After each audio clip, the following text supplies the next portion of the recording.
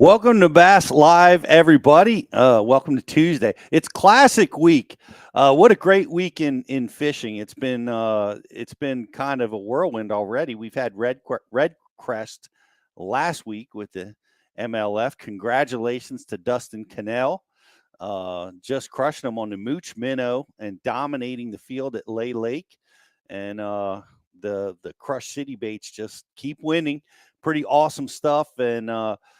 And then we got the Classic coming up this week on Grand Lake. Everybody's there. We're going to be there. We've got half of our crew, Riz and Justin, are en route. They're going to be checking in with us here during the show. They're driving the Bass U trailer out to Tulsa right now as we speak, and we are all leaving in the morning. And we hope to see all you guys down at the Classic. It's going to be a big turnout. It always is at the Classic. Today's guest is a great one. He's a Bass University instructor. He competed at his first Red Crest at Lay Lake and made the knockout round. And he's won on Grand Lake. A Bassmaster Open champ is with us today. So really looking forward to having him on and diving in deep, guys. So we're going to be talking about Grand. We're going to be talking about Lay Lake and all the patterns that were successful and effective there. If you're watching on social, like and share the feed. We've got an amazing Rapala and Cortland fishing line prize for you guys. Got to check out Cortland line, guys. You're going to love it. It's just some amazing braided line. In particular, that 10 and 15 pound test is something that I use every day. And you guys are going to love it, too. You got a great discount, all you subscribers to Bass U. And our grand prize today, courtesy of Tackle Direct, is a $70. Is that right? A $75 coupon, Josh? Hey, now. So pay attention. We're going to be talking about all kinds of interesting and intricate stuff in the world of fishing. So if you get that question correct, you'll get a $75 gift card. So without any further ado, let's bring them on. The accolades are getting up there. You know, you've been a Classic competitor, Red Crest now competitor, Open champ. You've won on several on the MLF side, and now you are officially a Bass University instructor. So, hey, that's the coolest title of all, right there. We love that, and it was awesome having you down at Texas this year, and we're going to be releasing your training seminars here real soon. But man, it's been a whirlwind. Just come back from Lay Lake. You had a heck of a derby out there. Yeah, it was my first Red Crest, first time at Lay Lake. And, you know, that field of 50 is just a bunch of stone cold killers. So to make the knockout round and beat 30 of them right off the bat, that was real special to me and my family. And then, we, couldn't find any fresh fish in the knockout round and finished in 17th. And still a great week, awesome experience, Man, that's a tremendous finish. It's a tremendous accomplishment just getting there. These championships are really difficult, and it is a field of killers. And Lay Lake was interesting. We've seen several tournaments fish there, but man, I had not seen like so many 3-pound spots caught. It just seemed like every time somebody's setting a hook, it's a 2.5 to 3 pound spot. Yeah, them spots got some meat on the bone. And, I mean, some of them would only be 14 inches long, but they'd weigh 2 3/4 pounds. And it was just incredible, And I caught my personal best in practice. It was like a 432 on the AccuCoil.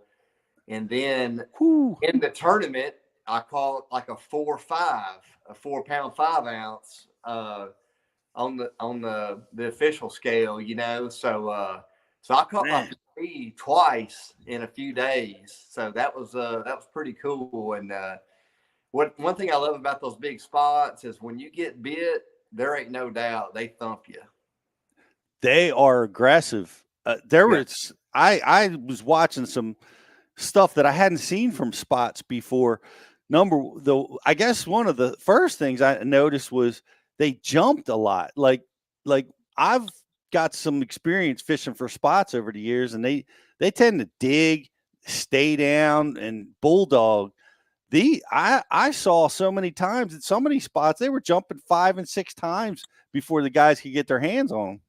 Well, I had one in the knockout round that my boat official, he said, that thing jumped like a smallmouth.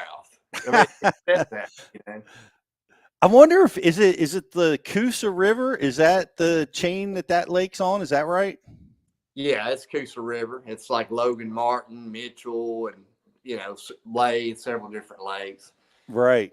I wonder if it's that Coosa River spot that's got that jumping gene in it. Maybe. I'm not sure. I don't know. It's my first time there, and I don't remember Smith Lake spots jumping like that, and Yeah. that a lot of people don't know this, but that pro circuit that I won on Gunnersville in 2021, I think it was, no, 2022. I weighed in some big spots out of that school off that river ledge, some 3-pounders, 3.5-pounders. And I don't remember them jumping, but them lake fish, they jump. That was crazy. They jump worse than smallmouth. Some of them. I mean, they would jump, hit the water, and they'd be right back up again. Yeah, but you know what? I don't mind them jumping, and here's why: because at Lake, there's so many catfish that are eating shad. It's hard to tell the difference, and so when one would come up and jump, it let you know, hey, this is not a catfish. This is a fish I need. That's funny. I did see a lot of cats get caught too on the live. It was fun. It was fun to watch, and those spots were I had never seen anything like this. They would have like 2, 3, 4 tails coming out of their mouths of the shad that they were eating. They were just gorging on bait fish. They were. It was a fun time. Yeah. Well, how was we saw the patterns on lay, and honestly it was kind of entertaining to watch because we had guys doing some different things. We had Talk, who was doing a vibrating jig thing. We had guys doing really well fishing the dam and the flow, up on the Logan Martin Dam, I guess it was. And then of course we had the scopers that wound up winning the tournament. But with Dustin, most of his fish came that way. Of course, he did do some fishing in the current. What was your pattern for that event? Were you mixing it up? Were you all forward facing, or what were you doing? I tried to go hoping a little bit because I found some largemouth in practice that were pulled up in they were in Waxahachie, the same place Talk was fishing, and Pete, I was excited because I thought, man, there's no way that I'm not going to catch several scorables out of this one little area every day, throwing a chatterbait. And I went there in the tournament, and I never could get them to fire. I caught one short, one non-scoreable, and so I don't know what happened to them fish for me, but every fish I caught, all 3 of my competition days, was on Lowrance Active Target 2 with, fishing for suspended fish that were out there deep. These fish were in 30 foot of water. They were only about 10 foot down. And using a little small swim bait on a Hayabusa FPJ 960, and also using the new Yamamoto scope shad on a Buckeye scope head. So, a few different little minnow baits, but I was kind of all in on that deal once my largemouth wouldn't bite. Yeah, well, that's it's funny. You called it. I went hoping. I guess that's what. That's funny. I never heard it. I mean, I heard if you're not scoping, you're hoping, but I never heard anybody just I'm going hoping today. That's the first time I heard that. Better than that, because Drew Gill told me at the expo on Sunday, he said, hey, if you want to be a winner, you got to shake the minnow.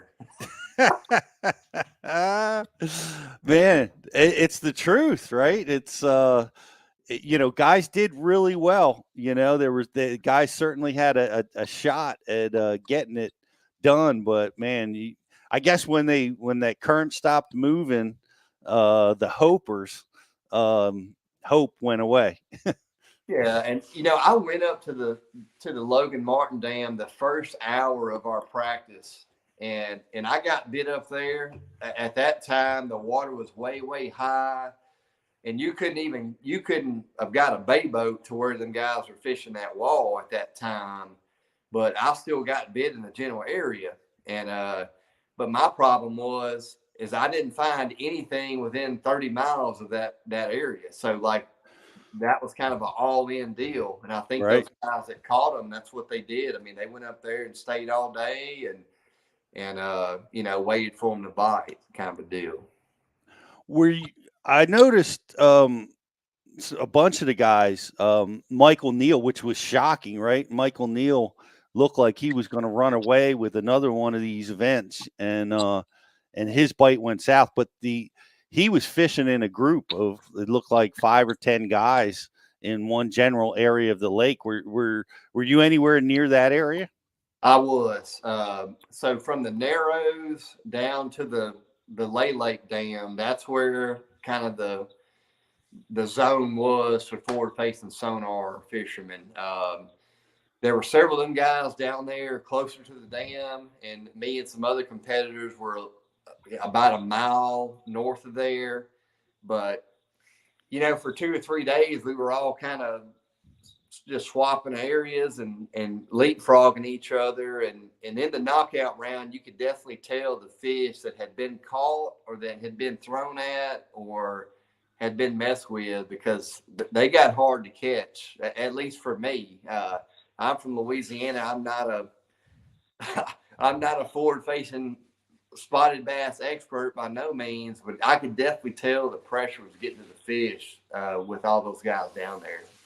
Yeah, you could expect that, or it makes sense. There's just so many guys, uh, around each other. What you say that was the zone where a lot of guys did good. What do you think? Was it the fact that the bait was wadded up in that area really well, or what separated that area from other parts of the lake to concentrate all that bait and fish?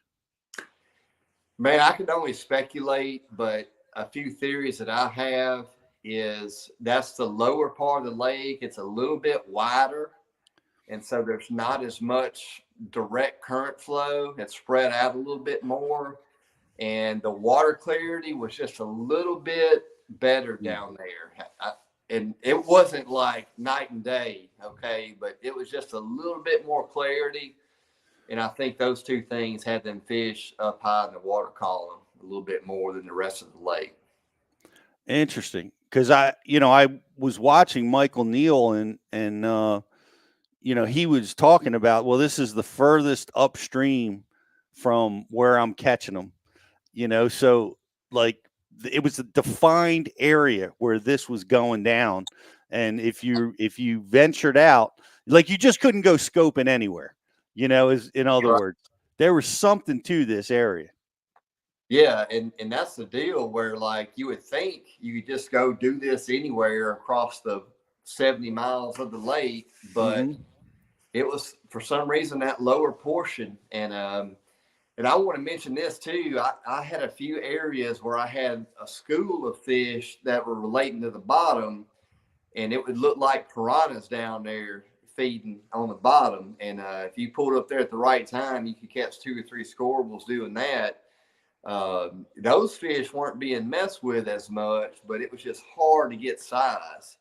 You'd pull up there and get them fired up, and you'd catch 12 fish in a row, but only 1 or 2 of them would be scoreable, So that was another deal that I had going. I thought that I might be able to kind of take that and run with it to the top 10, but size is hard to come by.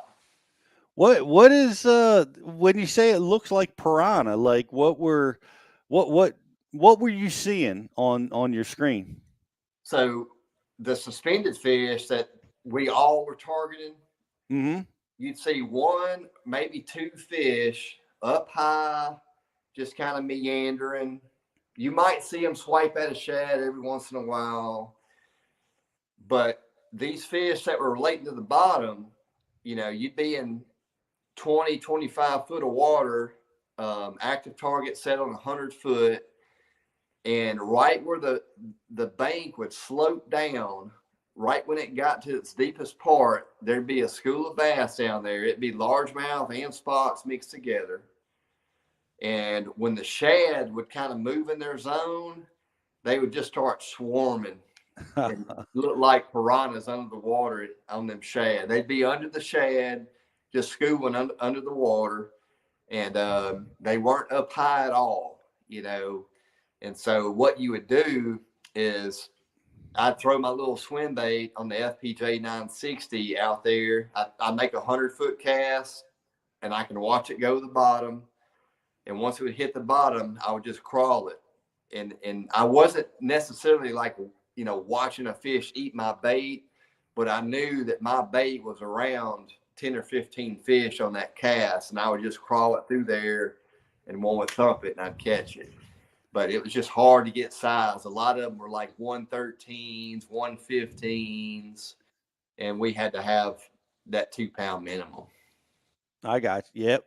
Well, that's pretty awesome perspective on what you saw there. What did you at any time did you bail and go check on your hoping fish? Yeah, I ran into Waxahachie 2 different times during the tournament, and I'm talking about like just okay, now's going to be the time. It's sunny. It's later in the day, but caught one non-scoreable in that area, and I was just like, ah. So my hat's off to the guys that caught largemouth because they had it figured out. Yeah, did you see what Takahiro was throwing? Well, I could tell it was a chatterbait, but what did he have on as a trailer? Like a 7-inch Kitech? Like that's what I was yeah, like a 10-inch pure pure chartreuse, like opaque looking, you know, just chartreuse with a boot tail. I don't know.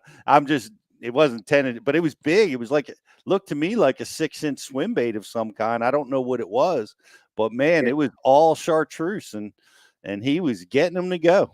Yeah, there you go. It could have been something as simple as that they were talking about. I mean, he was like, you know, smooth running through his pockets, his casting, and, you know, threading the needle on all that stuff. You know, he was definitely in his element, you know, doing what he was doing. But yeah, that was fun. It was fun watching him catch them. It was fun watching him catch them up by the dam, and even Cannell was up there, you know, fishing in the tail races for a little while. But that was pretty cool seeing, you know, a bunch of different techniques play as, you know, we're getting overwhelmed with the forward facing. You know, it was cool to see some guys right up there in the mix doing it some different ways, you know. Absolutely. Well, let's transition. What do you think? I mean, you're a champ. You won a Bassmaster Open at Grand, the classics here. You know, it's an amazing event. It's the biggest event in most anglers' lives, and here we go. We're going to Grand Lake. Are we going to see a mixed pattern there? Is this going to be a forward-facing tournament? What are your thoughts? I sure hope not. It doesn't matter who it is, and whoever's going to be behind docks on the big spinnerbait, like that's the guy I want to win. You know, there just hadn't been an event on Grand in the recent years with all this technology that's really at the forefront to really comment on it, because I mean, there's definitely going to be guys catching them with forward facing. Can they win the tournament? Probably so. Can that guy win the tournament behind a dock that he's just using his electronics to look at a map and tell where his waypoint is? Like, can he win? Man, I sure hope so. You know, I think you're going to see a lot of guys power fish Grand the way that Grand has always been fished, the way that I fished it in that Open. You know, I was behind docks throwing a plopper, you know. Nice. Every fish I weighed in is on the Hayabusa TBL 930s. I always talk about that hook because that hook that was one of the events that I've won on that hook. I've won a lot of my wins have been on that hook. But that week, the big gizzard shad were on the bank, and they were up there in the dirt, and it was awesome. I mean, Grand is the kind of lake where if a guy wants to in a 5-fish tournament, he can go out there and fish for 7 bites a day, and they're probably going to be big if he's on the right pattern. Bassmaster Classic, it's 5 fish, 3 days. Can Could that happen against the technology guys? Man, I sure hope so. That's it. I can't imagine how cool that must have been. Not only fishing an entire tournament with a topwater bait, but winning a tournament with that. That's I think everybody's it was dream. one of the most impactful wins, and from like growing my fans and my following, like people were hungry for that. Like a guy throwing braid with a top water, that one rod, the whole tournament, like that was like, yeah, that's right, And so I had a lot of new fans and followers because of that win and how I won. And quick story, on day 2, the one loon colored 130 size plopper that I had, I fired it under a dock and I hit a cable and it shattered. And I'm like, oh, they'll bite a 110. I'm good. And my co-angler, Jacob Collins from Illinois, he says, hey, I've got this other one if you want it. I said, no, they'll bite a 110. I'm not borrowing a bait from a co-angler. I'm not doing that. And after a couple hours of getting spun out, I went to get hit on that 110. I said, you know what? I think I will use your bait. So I put pride aside. Heck yeah. I tied on his bait and went to whacking him and made the top 10 and went on to win the tournament because he let me borrow that bait. That's so awesome. Yeah, it's amazing how many times a story like that, I've had co's help me, get into the winner's circle too. It's just I always feel like you're a team when you're in there together, and it's a fun day when you like that. Well, that was absolutely amazing, and I don't know, it's been pretty mild. Water temperatures around my neck of the woods are probably 5 to 10 degrees above what they normally are this time of year. Uh, uh, I've heard some, talking on Grand that the things are, a little bit warmer there too. It could be another Whopper Plopper tournament, maybe. I don't know if they'll bite that time of year, but it could be some power fishing for sure. And I got back to Louisiana late yesterday with my family, and it's wintertime here. I mean, I had to bundle up, and it was really cold this morning. So if it's cold here, it's cold up there right now too. And I hadn't looked at their weather, but up until the past few days, I think it's been pretty nice over here. And Grand's about 5-6 hours north of where I live, but a lot of these big largemouth in Louisiana, Texas, Oklahoma, they're on the calendar. So full moon of February, full moon of March, they're coming. I don't care if there's ice on the ground, they're coming. Okay. Right. And then I think you got another group of fish that they're all about that water temp. If it's June 1st and that water temp just got to where they want, they're going to wait till then. So I think you got 2 different groups of fish in this part of the country, and it's going to be curious to see how many of them are up there and how many of them are out there getting caught on minnow. Yeah, that's an interesting point because not all fish are going to spawn at the same time. We see that where heck, females will come up, back off, come up 2 or 3 times. Right. So we'll see what's important. And it's interesting because you're giving me the real time weather out there. And if it's cold to your house, obviously it's cold up there. I think it's been warm there, and I got to look at, because I'm about to make my picks for fantasy fishing. I haven't done it yet, so I'm gonna have to look at the weather, and we're gonna try to see if there's going to be a stable, warming enough condition to kind of favor some of the hopers. Uh, we'll have to see what that weather's going to look like. I have looking at some, doing a little bit of research and talking to people. It seems like the scopers have been winning on Grand, but they've been winning with the A rig. Okay. Yeah, that's been a dominant factor through the January, I guess, the colder seasons. And they've been scoping with an A rig. So I don't know if how that's gonna translate or what that really means, because obviously in the Classic, most of you guys know they're not allowed to use the A rig, but there's a few other tricks that you and many of the other top guys know how to trigger those bites. So scoping works there. We'll have to see. We'll have to see if they'll bite something other than an A rig. Absolutely. Then got that.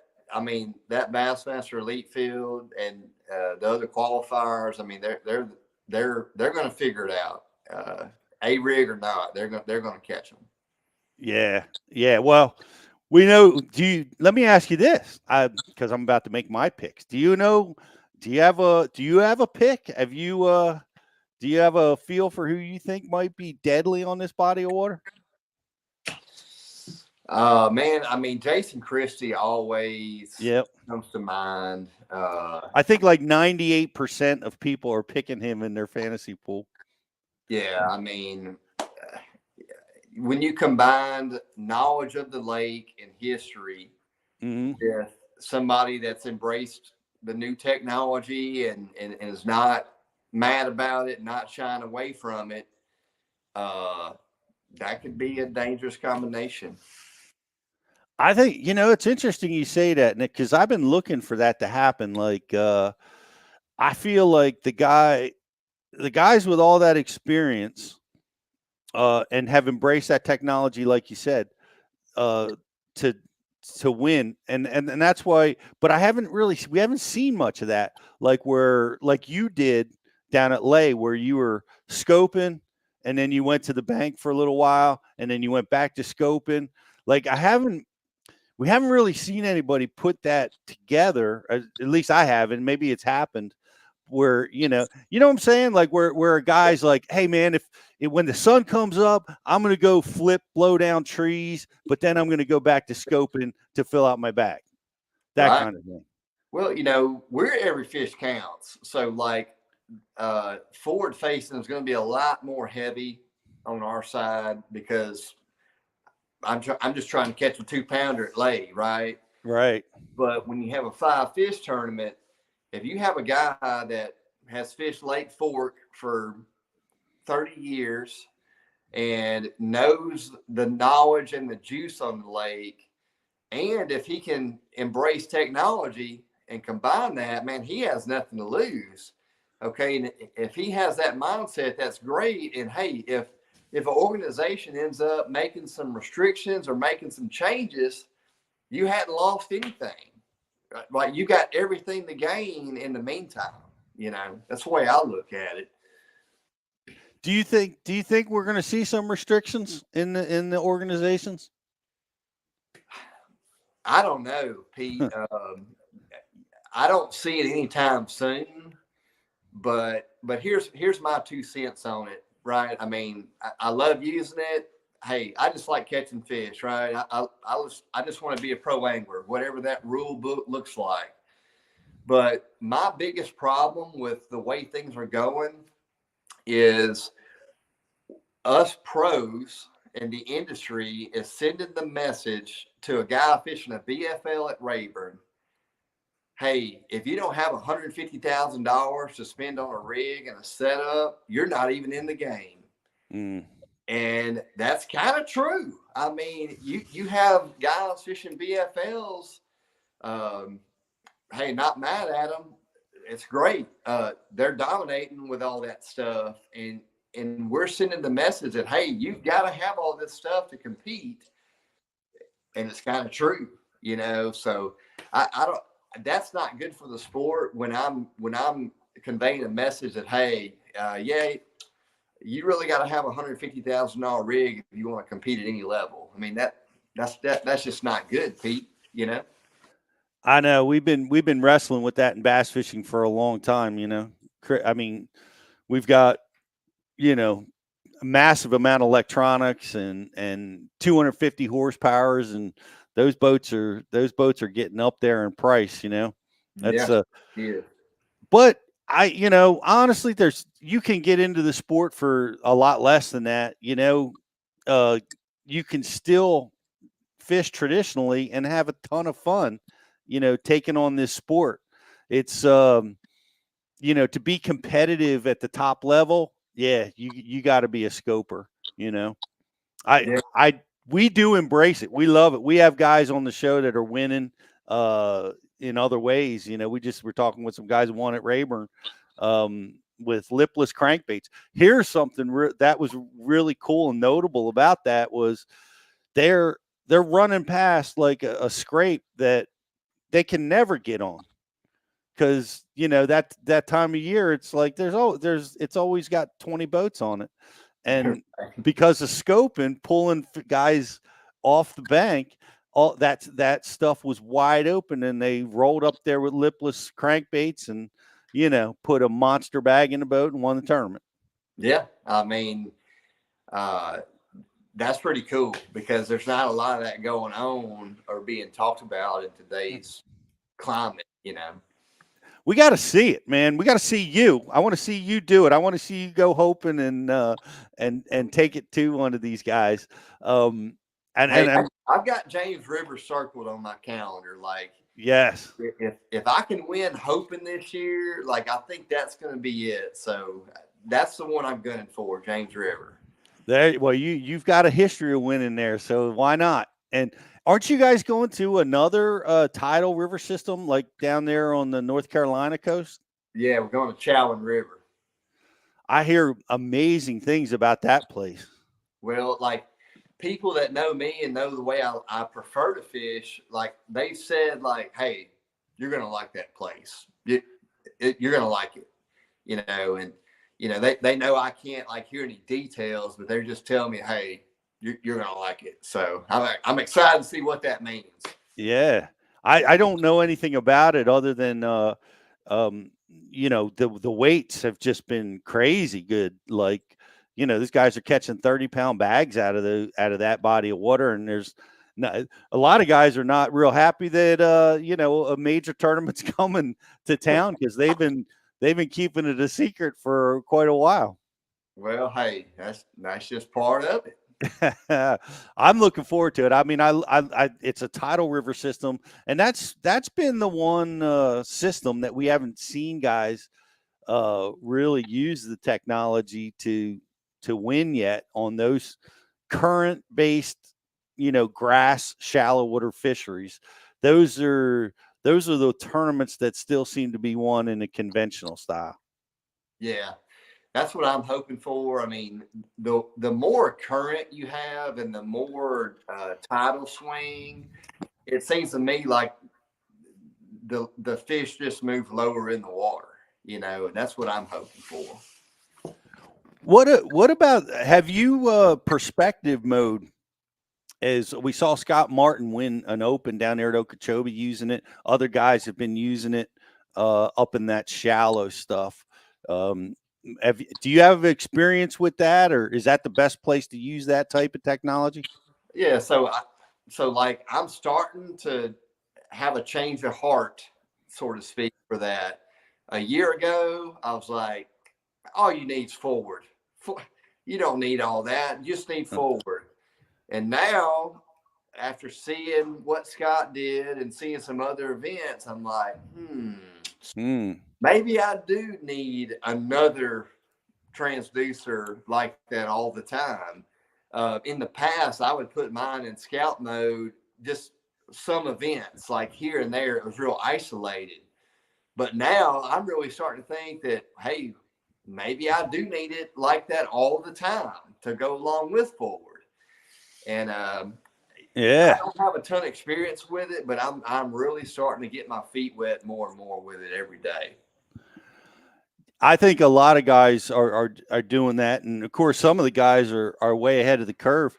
I know some of the guys are running the saltwater transducer, the standard, and then their perspective or landscape mode with 3 transducers up there. So but I will say this: most of the guys that you see winning with this technology, they just got 1 transducer up there. Yeah, and if I was an electronics company, hey, Lawrence, listen up.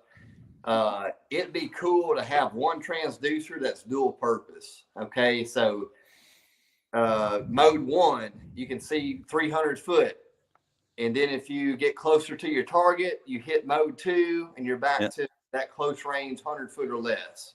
But it'd be like 1 transducer that's dual purpose. That would be pretty cool. So hopefully Yeah. somebody can invent that.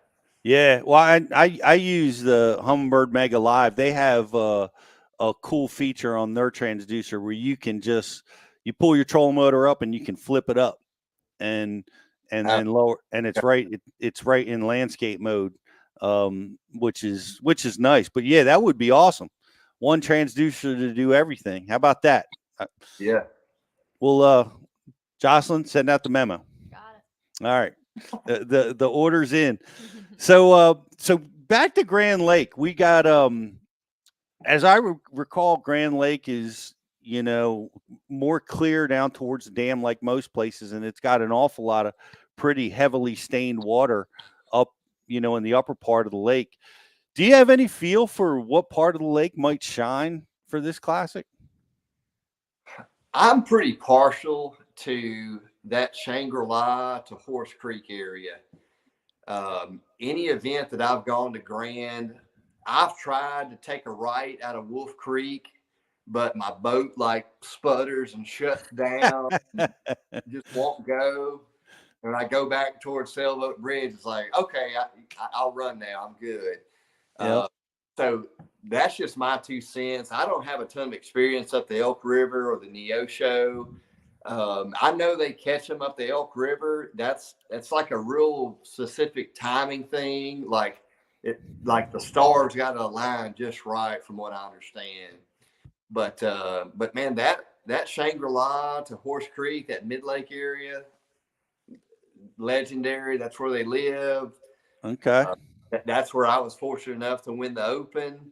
I love that part of the lake, and especially in a 5-fish thing. I mean, you can't go wrong by just camping out in that Mid Lake area. So that's what I would say. Yep. I fished a classic there in 13, and it was the coldest classic that in the history of the world. It was, well, for me, it was unbelievable. It never got out of over 30 degrees. But I remember about Grand Lake, it's got more bait fish than just about anywhere I've seen. It's just you idle across the lake and it's just bait fish from one side to the other. At the time, and my experience with the lake, which is just 1 tournament, but that area that you're talking about had just gobs and gobs of food, and you could see why you feel like it's going to be a big deal. But I wanted to pull up the weather while I'm talking to you, which I'm pulling up right now for Tulsa, and it's going to be 76 degrees today, 77, 65, 70 on Friday, the first day of the tournament. And it's just a mild cold front, it's hard to even call it that. It's going to be upper 60s. It's going to be right around 70 degrees right through the tournament. Wow. So do you think that's enough? Do you think that's enough temperature to move the fish? Yeah, that's definitely enough temperature. I think on that lake, with all the rocks and the docks, it's more about sunshine than anything. So if they have some clear days with bright sun, They do. They're gonna be on the move. Yeah. Yep. Okay, it's Friday and Saturday is going to be sunny. The top 10 will fish, or what is it? Top, I forget how they cut the classic these days, but the final guys on Sunday, it looks like they got a rainy day on Sunday, so conditions will change for them. But they're going to definitely see sunshine through the tournament. Yeah, no doubt. I think if the more sun that they have, the more than fish are going to be going shallow, getting around the back of them docks, and there's going to be some big ones caught for sure. Awesome. Well, we're going to be watching. I want you to give one tip. Guys getting into forward-facing sonar wants to learn this. Give them one tip to get out there and get started and get confident catching fish this way. Don't be afraid of a little clutter on your screen. And what I mean by that is I'll turn my noise rejection on off, and I'll crank my sensitivity up, 75 to 85, depending on where I'm at. And that's going to clutter up my screen a little bit. It's going to make it a little bit more fuzzy, but I'm seeing my bait at, 90, 100 foot. Okay. The key is seeing your bait. And whether that's a little minnow or whether that's a MR12, whatever bait you're throwing, you got to see it way out there, because the further that you can make a presentation to a fish and the longer the cast you can make, the better chances you're going to have of catching him. So, don't get roped into your picture should just be crystal clear, and, that's all great, but I don't mind a little clutter in order to see my bait at the maximum distance. Man, that's great advice. Got to see the bait. That's huge. Man, I appreciate it. I appreciate you coming on and hanging out with us today, and congratulations on a great red crest. Thank you. And thanks for being part of Bass University.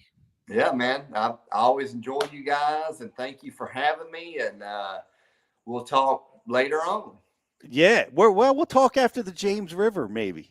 Yeah, that would be ideal. Let's hope for that. Yeah, let's talk. Yeah, let's talk after that, and that other. I can never say the name of the other river in there in North Carolina, but that'll be fun. I'm looking forward to watching those tournaments. And what's next for you? I go to Bass Pro Tour at Dale Hollow in about 3 weeks. Ah, the renowned smallmouth fishery. Yeah, so they say that's going to take a lot of weight each period to do well. So that could be a smash fest for us. So we'll see. That's interesting. That's a highland reservoir. The water be kind of cool. That's definitely going to be a scoping tournament, but man, we might see some giant smallmouth. Yeah, it's they say some guys are going to have 100 pounds a day at that event, so we'll see. Wow. Well, cool, man. Well, good luck at Dale Hollow, and thanks again, man. It was great hanging out with you, Nick. All right, see you, Pete. All right, we'll see you now, and good luck down the road. That was Nick LeBrun. Of course, he's won on Grand Lake at the Bassmaster Open. So it was great to have that insight, and it's going to be exciting to see what happens down at Grand Lake.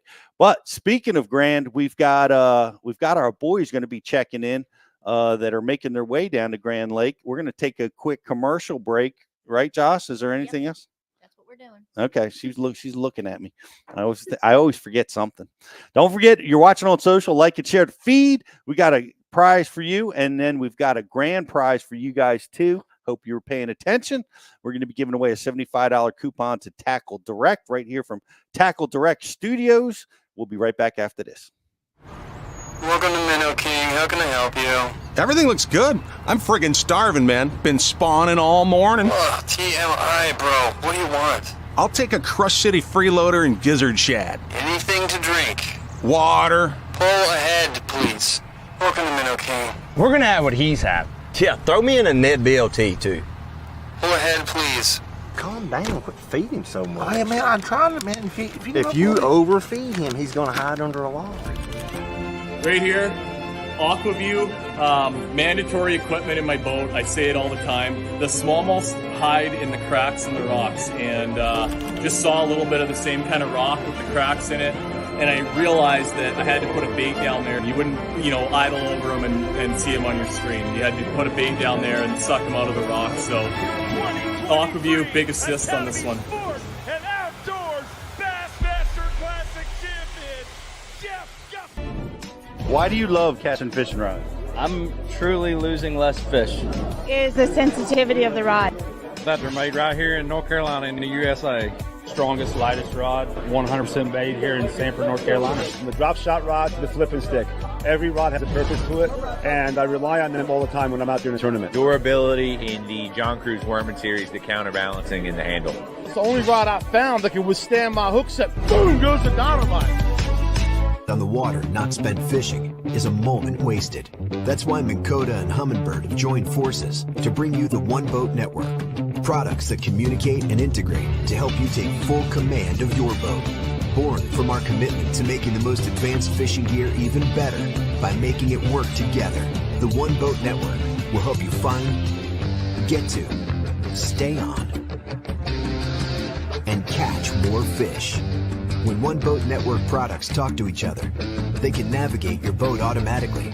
They can give you a crystal clear view of what's below with no messy wires. And they can let you lower, raise, and change shallow water anchor modes from anywhere on the boat.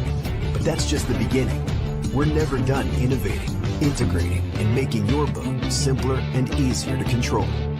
All so you can make every second on the water count.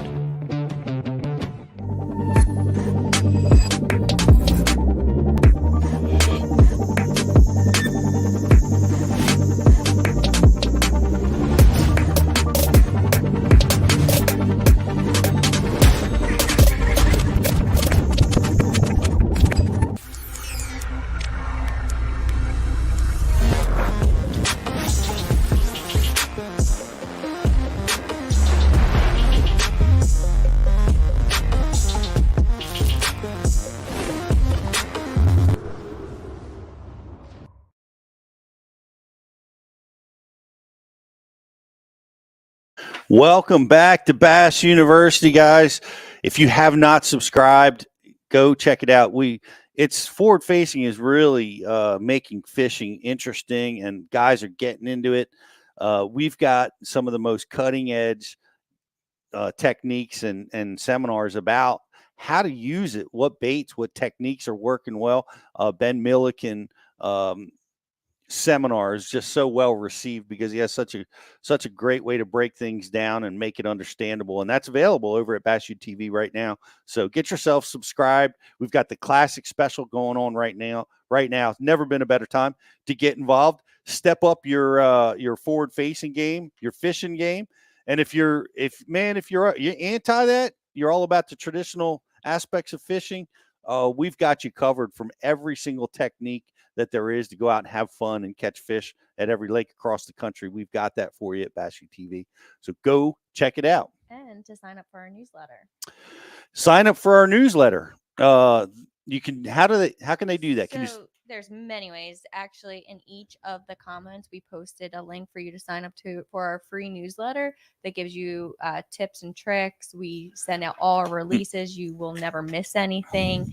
And some really cool deals every week. That's absolutely. So yeah, go get signed up. They can do that. You can go over to bassu.tv and you'll get a pop-up to be able to sign up for the newsletter, and you'll be updated on everything that's happening, including what's coming up with the live show every time. So right now we're getting ready to go to the Classic. It's the biggest week in fishing. It's happening right now, and our boys are driving across the country right now, and we want to get them in on the show to update us. Where in the world are you guys? We are in Indiana, Pete.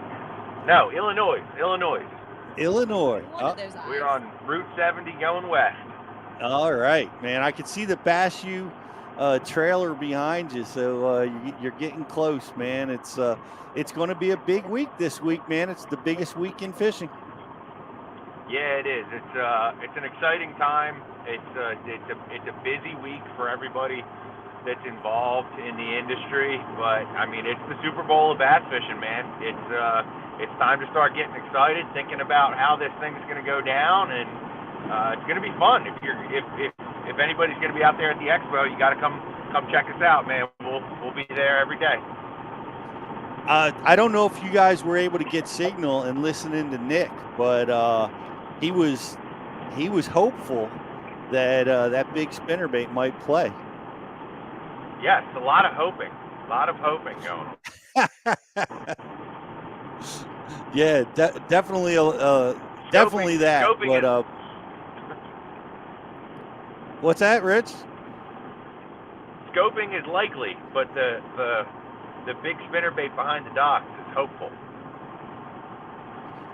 It is, and I guess we all want to see that, but it'll be interesting to see him duke it out. I think we're going to see some stable weather. We were talking about the weather, and it looks like it's going to be stable, but it's not like a massive heat wave. So I don't know. As I'm picking my fantasy picks, I think I'm going to be leaning towards the scopers in this tournament. I'm just going to randomly pick. Like whatever the mouse lands on. You've been picking people that, like, the people that respond to you yes, the fastest. That get back to me very quick. I pick you. That's not a bad strategy. It can work that way. But I have a lot of points. I'm just in last place. I think everybody's picking Jason Christie on this one, and I'm trying to get the buckets up so that we can go through the picks, guys. Do you guys have your picks off the top of your head? Yeah, I do, man. You want to hear my Justin, picks? get closer to the film. We can't hear Justin too good. I gotta talk a little louder. Can you hear me now? We got you now, brother. All right. I just gotta raise my voice a little bit. Okay. Do we want my picks for the Classic? Is that what we want here? That's what we want. All right. I got Luke Palmer, Milliken, J-Dog Shakura, Justin Hamner, and Kyle Patrick. All right. I see you got Luke Palmer picked in the first bucket. He's been hot. Right. He's a forward-facing sonar guy. He's from Oklahoma. That's a pretty strong pick. Plus, he really helped us a lot when we were when he was at Bass University. He helped us load the trailer. That he did. I think he's going to get my vote just because of that, man. So who do you think of your picks? Who do you think is going to win, Justin? Man, I made a last-second switch right before the show here, and I'm really thinking either Luke or Justin Hamner are my guys. I think that could win this. Hamner's, coming off a really good event. Go with it. I think it'll be one on a jerk bait, personally, and he's with a jerk bait. So is Jay. That's how I made my picks there. Awesome, man. Well, that's good. Those are great picks. And you are holding second place right now in the Bass University in-house pool. But of course, I'm dominating. Yeah, okay. That's right. But Rich, you have made some interesting picks. You like the first tournament. You picked all your buddies in that first round. I mean, it's honestly a really sound strategy. I'm just waiting for everything to line up for things to really click. But for this one, I'm rolling with Luke Palmer in bucket one for a lot of the same reasons that Justin talked about. I mean, he's hot. He's good with forward-facing sonar. He's from Oklahoma, and he's a winner. He knows how to get it done. I got to pull up my image here to check. Oh, we lost them. As I'm looking through the buckets, and bucket B has a lot of interesting guys. How about it? We're back. Yeah, we're back. You were talking about your second bucket, I guess. Yeah. So my second bucket, I think I have Lee in that one, right? Yeah. I have Lee Livesey in that second bucket.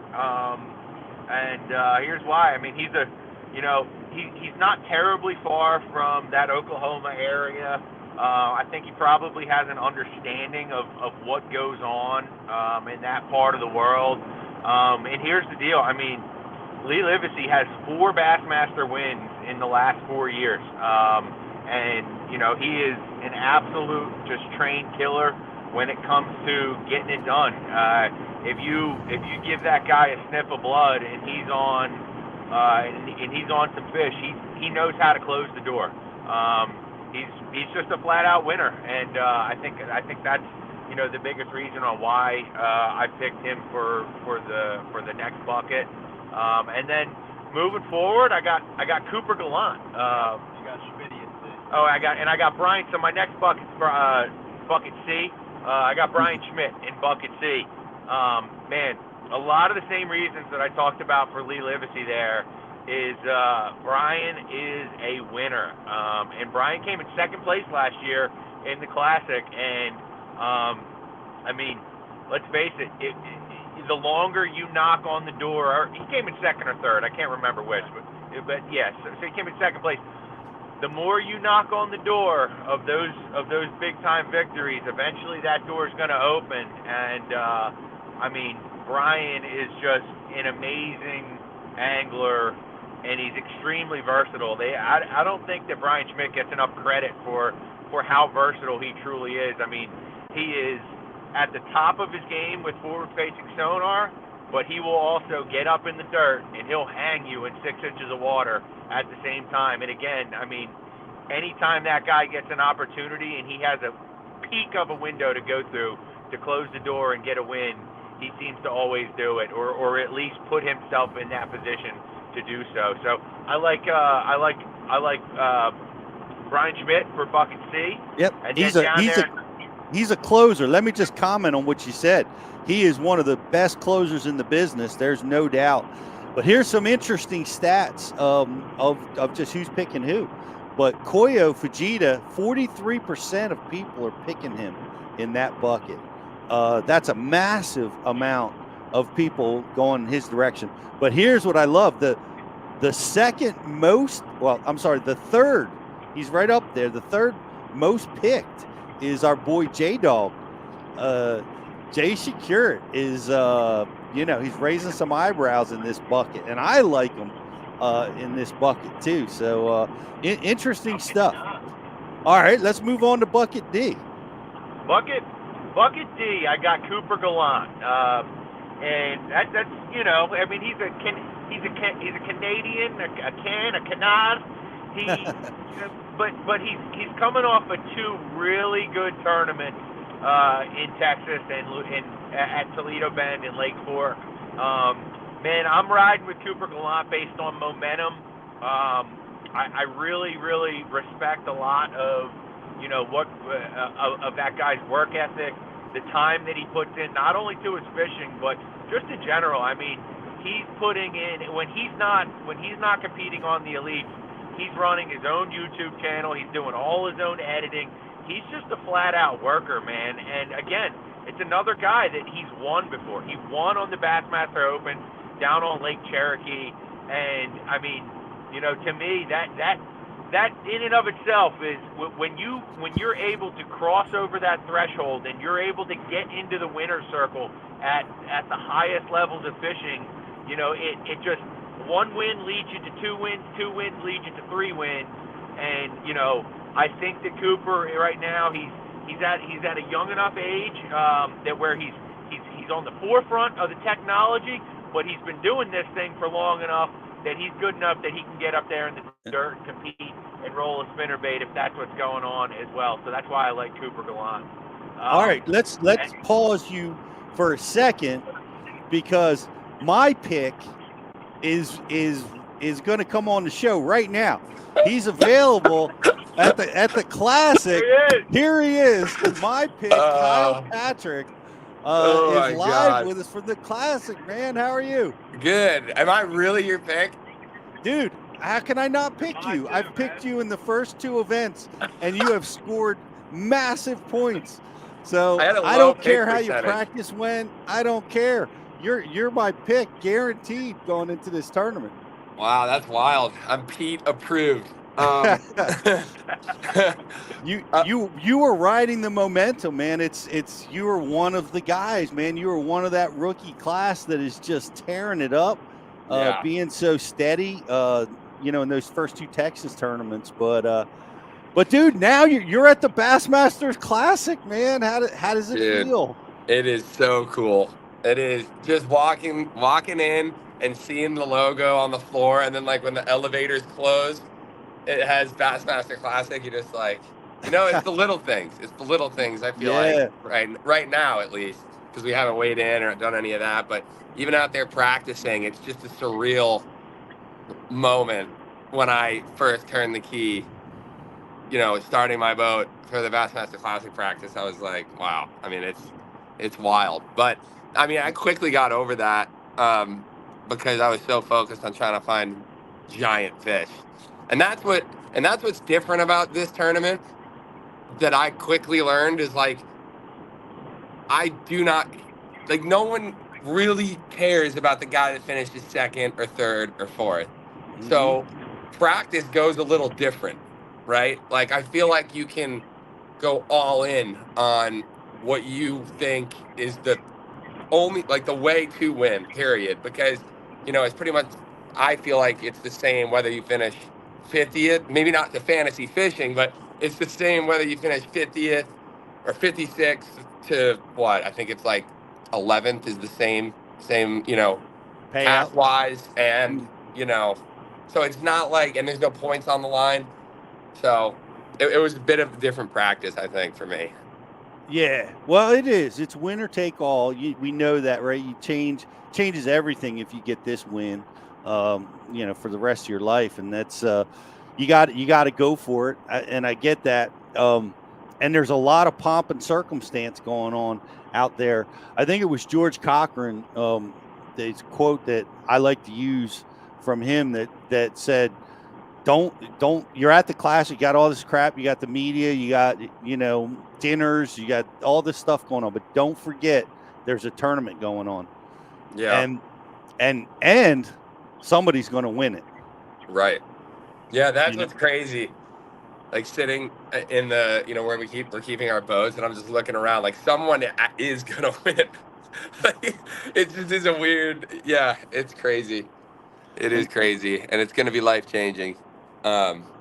Even just being here for one Classic is life-changing, right? Like, so I can't imagine what a win would do. Have you attended the Classic previously as a spectator? Nope.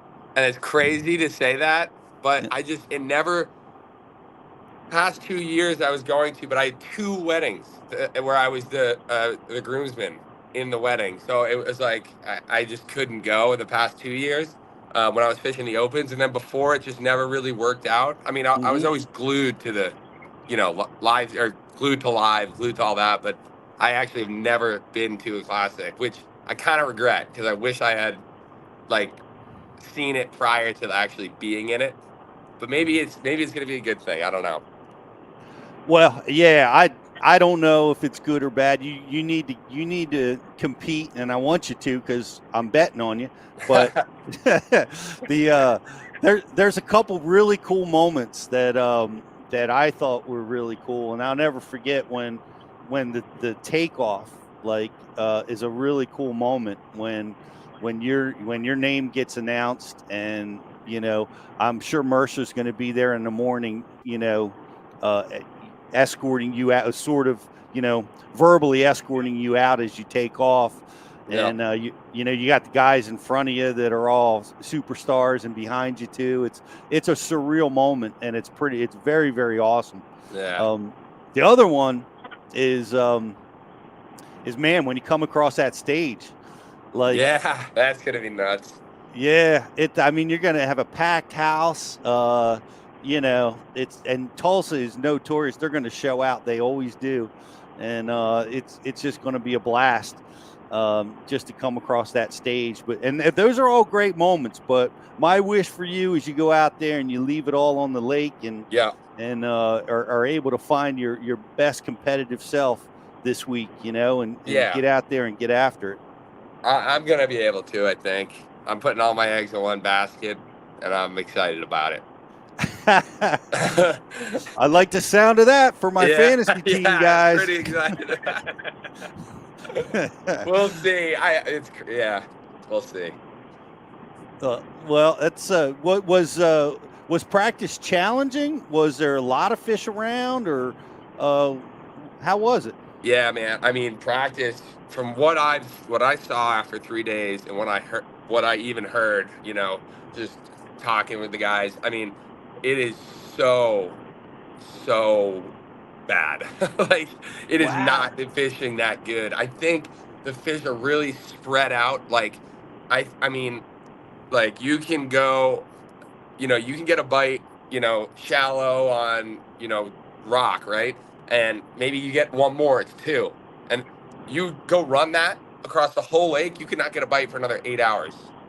And then you'd be like, okay, let me switch up. Maybe I'll go out and see see if I can throw a minnow or something, right? That's not happening really. You catch 1 or 2, and then you go with no bite for 6 hours. Like, everything just seems like it's in between all the deals. Now that might be different come Wednesday during our like official practice, but I don't know. It was not good. It was not good. Well, it's I was looking up the weather. Let me see if I still have it up. Oh, it went back. But it looks like you guys are going to have like mid 70s for the next couple of days. Yeah. It's going to change some things for sure. Do you think it's going to change what you're looking at for the better? Yeah. Yeah, for sure. Awesome. Yeah, 76, 77. This tournament will be won, I think, in under 10. Under 10. But maybe I'm wrong. I just feel like Christie is going to catch him really good on a blade and doing his deal. Like, it just is setting up that way. That's what I see. It's setting up to where a home lake advantage is going to factor in a ton, because everything's not obvious. I think Christie has 1 and 2 cast deals that he can run. Like, there's a rock pile sitting under that dock, right? I'm going to run back. I'm going to hit it. I'm going to catch a 3.5 pounder, and then I'm going to leave. Like, that sort of deal is going to matter a ton, I think. But I could be wrong. But I truly think that that's going to be like the difference maker, is like knowing that I can run into the back of this spot, or there's a little depression or whatever it is. I mean, I don't know how. I know people say he doesn't have as much experience on this lake as like people think, but he still knows it like the back of his hand, and so I think it'll play. Wow, that's that. Have you ever fished Grand Lake before? Is this your first trip here? No, so in 2021, yeah, I think it was 2021. I fished Essentials as a boater, and this was actually my best finish out of the 3. I had like a 161, the worst finishes I've ever had. A 161, a 1 in the first one, a 112 or 114 at Lewis Smith Lake, and then we went to Grand, and I got 60th. All right. Yeah. Yeah, I actually do like this place. The jig's gonna play. Yep.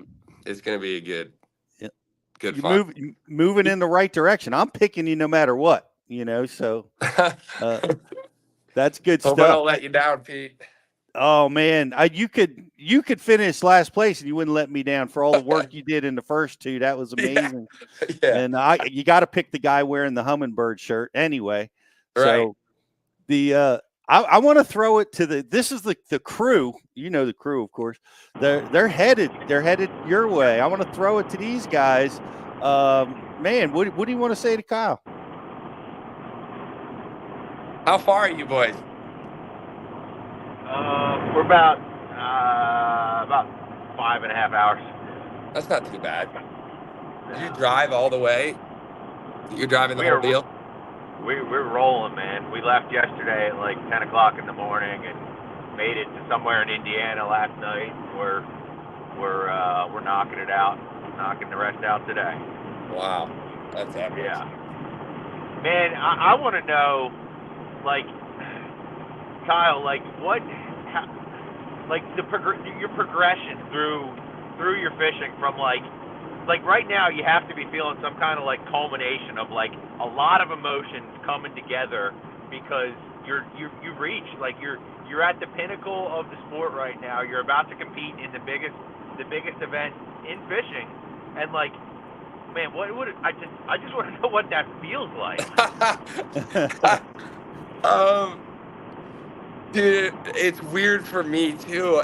I don't really think about it like that, which is odd, right? Because if myself 3 years ago was where I am right now, I don't even know if I'd be able to fish, right? I'd be so jacked, like, and I'm already pretty excited, but I think dude, I can't put it into words. Like it's so surreal that I don't even think about like the progression and like that I'm here at this point because right. I don't know. I don't even like here. I'll tell you, like when I'm driving by myself and I'm on the phone with my buddy or my girlfriend or something, sometimes I'll just have like an outburst of excitement because I let it sink in. Like I'm like, I'm not gonna even I won't be able to say it here with like younger viewers listening, but like I would just get so excited and be like, dude, I'm fishing the Bassmaster Classic. Can you believe that? Like, and like we talk about it for like 25 minutes, and then I like hang up, and then it just doesn't cross my mind again. But if you let it, I feel like if I let it really set in, that I won't have a good performance. You know what I mean? Right. I get that, right? You gotta let that roll off your back and stay focused. And it's hard to do because there's so much cool stuff going on. Like, I mean, what is happening? I remember going through like the registration line and I got all this cool, like, I got a Bassmaster Classic duffel or, a shirt from this sponsor. I got some cool, really cool swag that only 50 guys are going to get. Yeah. So that's at 2:00 today, or 2:00. So that is going to be. I'm excited to get them. The swag is cool. My buddy, my buddy Tommy. So Tommy Williams, he fished the Classic in 22. I think. What was the one in the? Because of COVID, they did it in the summer. Louisville. That was 21. That was that Ray Roberts. Yep. Yeah. Was it Louisville? Ray Roberts. He won Louisville. That's how he got there. I'm sorry. Oh. Can you guys see me? Phone call. We got you. Yeah, we got you now. Shoot. Too many people got to get in touch with you, Kyle. Oh no. Yeah, right. Oh, there, we lost him. We'll get him back. Yep. That's a great question, by the way, Rich. What a great question. Diving into the emotions and the thought process of being at the Classic. It's something so few people will ever get a chance to do, and here he is sitting in the driver's seat right now. Yeah. It's cool, man. It really is. Yeah. Sorry, boys. I got a call. Yeah. No problem. You're happened popular. like 3 we times get it. on the last time. But yeah, the merch though, or all the swag that he got, I was like, I want to make it so I can get some swag. Not the only reason, but it is a cool deal. I tell you this, in my garage, I guarantee you, I have 1997 Bassmaster Classic merch. Yep. I guarantee you there's still some merch hanging around my house from it. You never let it go. But that is cool. Yeah. That is really cool. Well, you've got 1 day of practice left. Let me ask you this: what are you going to do with that practice day? I am gonna probably fish all new water and do a totally different deal because, like I said, like you're out there to win. That's it. So really, like I feel like I can expand on what I found the first 3 days in the tournament if it goes well. You know what I mean? So like I don't need to expand more on Wednesday. I feel like I can try to swing for the fence, try to go find a totally new pattern that I could, maybe run alongside my current pattern that I think I'm going to do. That way I have all, more areas to fish in the tournament. I have backup plans. I've got, all my ducks in a row just in case anything happens with one of my bites. So I'll probably do whole new sections of the lake, tie on a bunch of new stuff, and just go fishing, and I'll look at my spots a little bit, like just a little bit, but I might not, to be honest. Well, I don't know if you've watched this yet, but we happen to have Jason Christie's pre-spawn technique seminar on Bass University TV. Oh my gosh. It might That's might be worth a listen to. Yeah. As you're getting yourself together, 100%. Everyone in the field should be watching that. I know they're crazy if they missed it because it's actually one of our most viewed, most popular seminars, instructional seminars on Bass U TV. But I hope you're going to be giving one for us after you raise the big trophy, Kyle, and we lost them again. But we're going to get some. We're definitely going to set some stuff up with Kyle, whether it be right after this event or whether we tag on with him this summer when the trail goes north. You can expect to see some Kyle Patrick coming across the airwaves if you're a Bass U TV member. I gotta look up the AOY standings.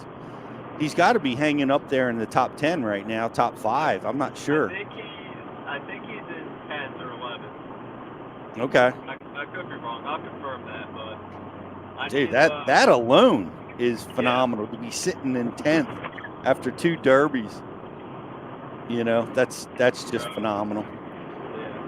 Well, I don't know if we're going to get Kyle back. I know we're trying to, but in the meantime, of course, soon we start talking about something else, he's going to pop up. But we were on bucket D with you. On bucket E. My bucket D pick was Coop. I broke down why I chose Coop. Yep. And my bucket E pick is I'm going with Timothy Doobie because it's Doobie time, and I think Tim Doobie's really cool. Yep. And I like talking to him, and he is the Bass Nation representative in the Bassmaster Classic this year. Will Davis Jr. championship again, but he was a double qualifier as he was already an Elite Series Pro and an Elite Series qualifier. So that puts Tim and champion. Yes, so that puts Tim Doobie in as the Bass Nation representative, and Tim won the regional up on the St. Lawrence River that I fished in, so I feel some sort of a connection to Tim Doobie. So I'm rolling with him for bucket E. Let's go. All right, I'm with you, man. That's an interesting pick, man. I'm looking at this bucket and I'm confused because, man, and it's always the case. There's so many guys in each one. They're all super talented and capable of winning. But one of the picks that I kind of liked for this tournament is Tyler Williams. I just like his style. After fishing Grand myself, I feel like that his jig technique is a powerful weapon there. So I'm liking him a lot, but there ain't no way I'm picking over Kyle. So Kyle's got to be Bucket E for me. Yes. Sean Lay wants to know, would you rock your 1997 classic swag on the next Bash U Live? Well, I that's a great question. I will. I will wear my 1997 classic jersey on the next Bash U Live. Fortunately I can probably only get it over one sleeve on, because I was about as thin as JH back in '97. I don't know if I'll fit in it, but I'm gonna try. I'll just stretch it. We'll get in it. I'll see what I can find. Yeah, there you go. That'll be a perfect fit for him. All right. Pete, I'm all pretty right, sure you good have a deal. Bassmaster Classic. You got a Bassmaster Classic life jacket in your garage too. I've seen that one floating around when I've been in that garage. Yes. So maybe you can wear the life jacket. I should be wearing that life jacket. I didn't need it. I float pretty good these days. But what's that, Justin? Kyle Yep. is having some technical difficulties. He's trying to get back on, but if he doesn't get back on, we appreciate him stopping in for a couple minutes. And he told me to tell you thanks for having him on. And his phone's all messed up. He's gonna go put it in LeBrun. Well, man, that's awesome. Thank him tremendously from me, Justin. I'll be texting him when we're done and wishing him well. And that was awesome. Thank you. I'm going to thank you publicly, Kyle. That was awesome. Thank you for taking some time out of your classic week and visit with us and the Bash U crew, man. We love it, and that was so awesome that you did that. Appreciate it. I'm looking at Bucket A, and there's so many guys. I really like Luke Palmer. I think he's a great pick. Listening to Kyle, and I didn't really get the gist, but it sounds to me like he's thinking it's not going to be as much scoping as maybe we think it might be, right? I'm reading through the lines with him. You guys heard him too. It seems like it, could that be misdirection? I heard. I heard that it's going to be going on in less than 10 feet of water, and I don't think that means not scoping. I don't think that means that either. Yeah, I don't know. I don't know. I still don't think it's totally being talked about yet. But I don't care whether these guys are fishing in 6 inches of water or 60 feet of water. They're scoping. Yep. At all times. Yeah. At all times, it is a player. I made some changes to my roster after we had Kyle on for Lake Fork, and after getting a couple tidbits from him there, I might make a couple changes again. It's hurt me in the past making last minute changes, but that's the fun in it, Sorry, John, I might send you a new picture. Okay, well, we look forward to hearing about your new changes. And I don't know. I really can't pick on this bucket, man. It's such a tough bucket full of hammers, and Christie is leading with 42% of the picks in Rapala Fantasy Fishing. I'm moving to bucket B. Stetson Blaylock has just been so strong. John Cox just fished a nice derby, and he's going to be fishing dirt shallow. Is that going to be a factor there? I'm not sure. Lee, of course, Ben is out in front with 39% of the field. I'm pretty sure John Cox missed classic practice days because he was fishing in the Red Crest. Yep. Yeah. Yep. And that's perfect for him. He just needs 1 day of practice. Yeah. You know? If they're eating a frit side, he's going to catch him just like Jeff Olson. So we got Canterbury, Cards, Fuentes. We got so many good picks. Koya Fujita, 43%. Man, oh man. I love Tyler Rivette in this bucket. Man, that's That's a tough one in Bucket C. We're going through this. Justin Hamner's way out in front with 29% of the field picking him in this tournament. And Takuidu is also up there pretty good. I don't know. I got to do my work, guys. Thanks, Tyler, for hooking me up with some intel. So what do you got, Josh? Okay, we have a trivia question based on our interview. And with Tyler? Fun. What's that? With Tyler? Yes. No. Nick. With Nick. Nick. There's a lot. I don't know. I missed the joke. They're goofing on the old Dean, I guess. I don't know. I did? I don't remember what I said from minute to minute, but we're putting up a trivia question based on our interview with Nick, and we're going to Jocelyn's going to be typing that in if she hasn't already put that in there. Chuck, I don't think that's the answer, but it was really funny. You said never eat spinach with a stranger. I don't remember hearing that. It's good advice, but that's not our trivia question. Did you put it up there? Mm-hmm. You put it. The question's up there. We were talking about if you're not scoping, you're hoping, and something really cool one saying about forward-facing sonar was said immediately after that. And what was that? What was that phrase? Dan Allen's not here today, so I don't know. I don't know. I got it. It was a fun one. We all laughed at it, guys.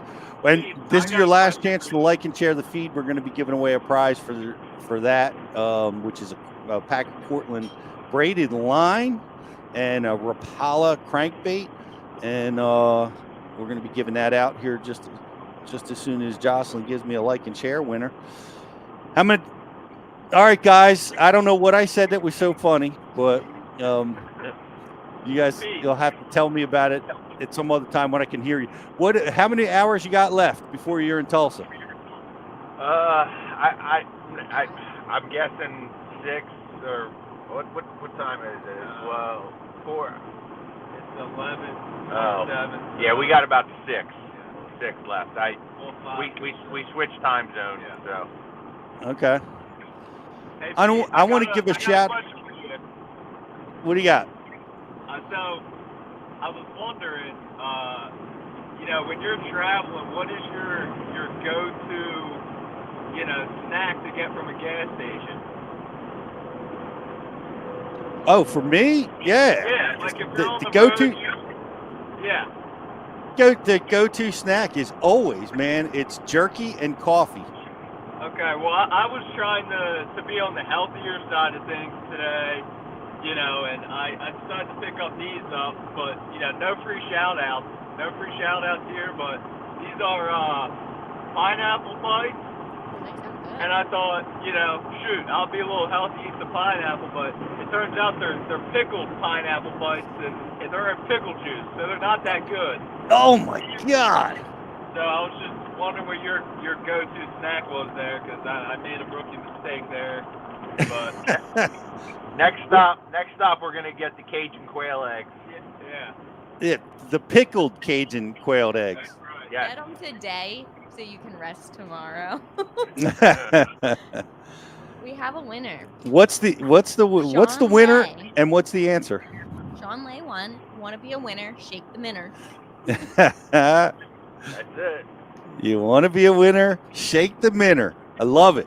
Great job, Sean. Like and share is Christopher W. I don't know how to say your last name, so I'll message you. All right. She will message you and get your prizes out to you guys. Thanks for watching, guys. Thanks for joining us, Justin and Rich. Appreciate you guys doing the work you're doing out there, getting the goods out to Tulsa. Look forward to seeing you tomorrow about lunchtime. Yeah. Yep. Tomorrow at lunch, we'll be getting this train set up and rolling, man. It's Classic Week. Hope to see some of our Bass U fam at the expo. Awesome. Well, we'll make sure Jocelyn and I will stop at the airport and pick up some pickled pineapple chunks to bring to you guys for setup. At 4 a.m. And and some quail eggs and all that good stuff. So travel safe, and we'll catch up with you guys in about 24 hours. All right. Thank you, guys. Thank you, Kyle, Patrick. Thank you, Nick LeBrun, for visiting with us on Bass University Live. Thank you guys for participating in the show, and we will be back with a Bassmaster Classic recap next week and talking about who actually did win, because Kyle's going to win. It's my pick. He's due for the dub. I'm hoping he gets it. We will see. And Jocelyn, thank you so much for filling in and pushing the buttons. You did a great job. Great work. Thank you, guys. We'll see you next week on Bass University Live. Welcome to Minnow King. How can I help you? Everything looks good. I'm friggin' starving, man. Been spawning all morning. Ugh, TMI, bro. What do you want? I'll take a Crush City freeloader and gizzard shad. Anything to drink. Water. Pull ahead, please. Welcome to Minnow King. We're gonna have what he's having. Yeah, throw me in a Ned BLT too. Pull ahead, please. Calm down. Quit feeding him so much. Hey, man, I'm trying to, man. If you overfeed him, he's going to hide under a log. Right here, Aquaview, mandatory equipment in my boat. I say it all the time. The smallmouths hide in the cracks in the rocks, and just saw a little bit of the same kind of rock with the cracks in it. And I realized that I had to put a bait down there. You wouldn't, idle over them and see them on your screen. You had to put a bait down there and suck them out of the rock. So, Aquaview, big assist on this one. And outdoors Bassmaster Classic champion, Jeff Guffey. Why do you love catching fishing rods? I'm truly losing less fish. Is the sensitivity of the rod. That they're made right here in North Carolina in the USA. Strongest, lightest rod, 100% made here in Sanford, North Carolina. From the drop shot rod to the flipping stick, every rod has a purpose to it, and I rely on them all the time when I'm out doing a tournament. Durability in the John Cruz Worming series, the counterbalancing in the handle. It's the only rod I found that can withstand my hook set. Boom goes the dynamite. On the water, not spent fishing is a moment wasted. That's why Minn Kota and Humminbird have joined forces to bring you the One Boat Network. Products that communicate and integrate to help you take full command of your boat. Born from our commitment to making the most advanced fishing gear even better by making it work together. The One Boat Network will help you find, get to, stay on, and catch more fish.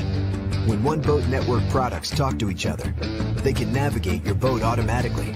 They can give you a crystal clear view of what's below with no messy wires. And they can let you lower, raise, and change shallow water anchor modes from anywhere on the boat. But that's just the beginning. We're never done innovating, integrating, and making your boat simpler and easier to control. All so you can make every second on the water count.